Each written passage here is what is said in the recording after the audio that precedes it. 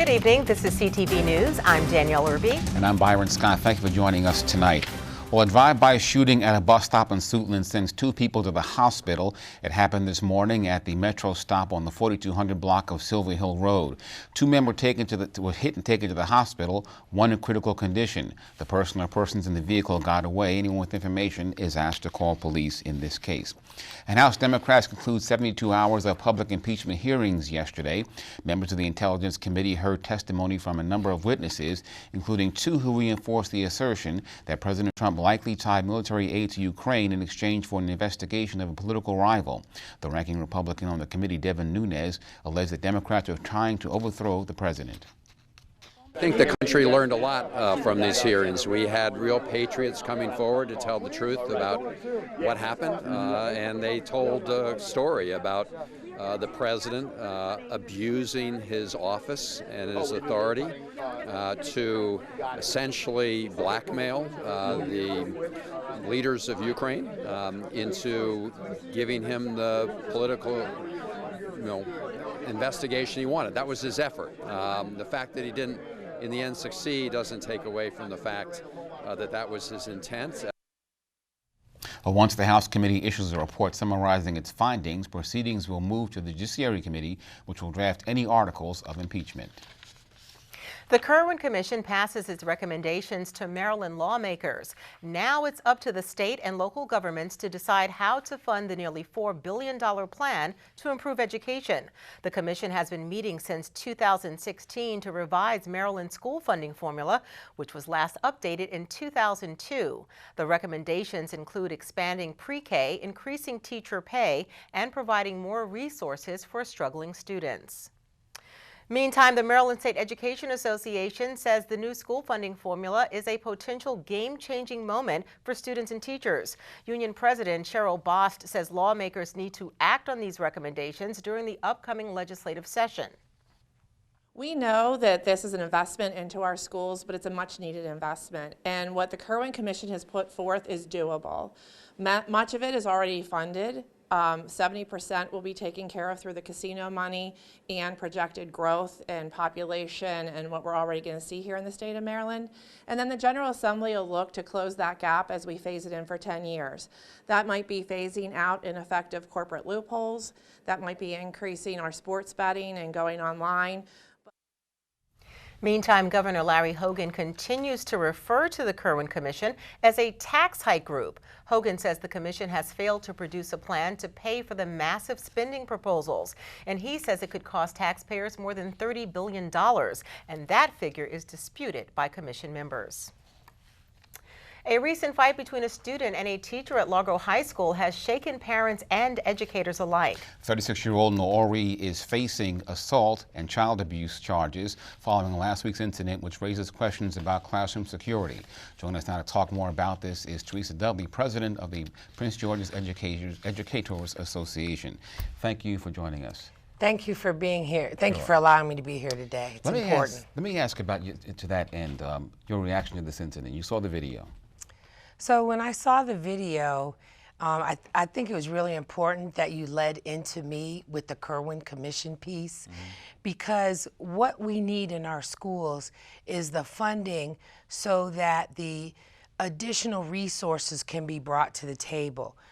When we have teachers who are not trained in trauma-informed classrooms, when we don't have social emotional learning training, when there's a shortage of crisis training for educators. And the most important thing is restorative practices, because restorative practices teaches the children, it teaches the adults in the room that everything you do creates, if it's negative, it's going to create harm. And how do you repair that harm? Are there restorative circles? Are there restorative re-entries after suspensions? Because I doubt very seriously that that young lady who was in the video, when she stepped to that teacher, there was no thought in her mind at all about what is the harm going to be? How is this going to impact my relationship with the other students in the classroom, the teachers in the building, and our school system as a whole? Now, it's interesting you said step to the teacher. I know there were meetings with parents and educators.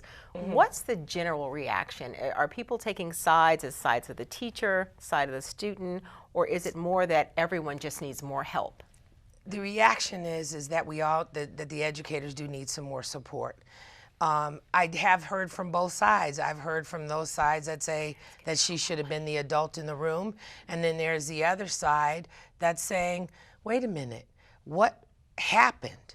What didn't we see on the video? And the big question that people are asking is, how did the kids know to even get their cameras out to videotape it? And that's problematic, because what if there was a child in that classroom who had a protective order against someone and they're posting their picture on YouTube? They've just violated that person's safety. So there's so many pieces to this that I think the sort of the hyper part of this is, you know, that a teacher was fighting with a student. But what we have to do as a county, and I have talked to Dr. Golson about this, is how do we make this happen?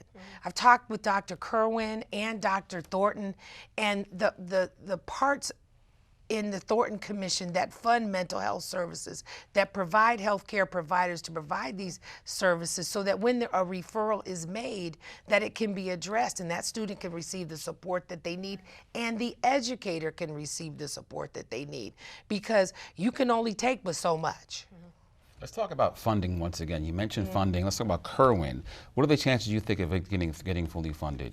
The governor is against that portion of it. What are your thoughts? Well, I think that the governor is very misguided. I think anybody who's going to take a position in opposition to what the majority of Marylanders feel. The majority of Marylanders feel that we need to do what we can to keep our good schools.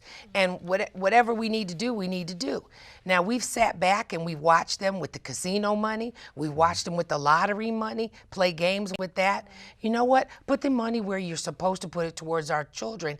And Governor Hogan needs to stop raising money to fight against this. He had a $25,000 a plate fundraiser, raising dark money to fight against our students, our children, Maryland's children. And that's apprehensible that the governor would do that. I hope that's the right word. You know, I am a teacher. I know what you meant. You meant reprehensible. I know what you meant. So let me just ask you this. So how does this get wrapped up now? We know there are resource officers in the schools.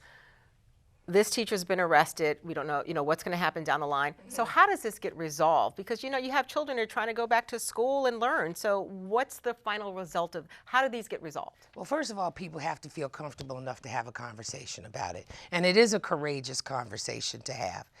I think that the pulse that I'm getting from most of the teachers is that they are talking with the students about this, and the teachers are talking about this because they've been going through this verbal and physical abuse for a little while now. So we're working on that with the school system. So how can we implement these programs from Kerwin?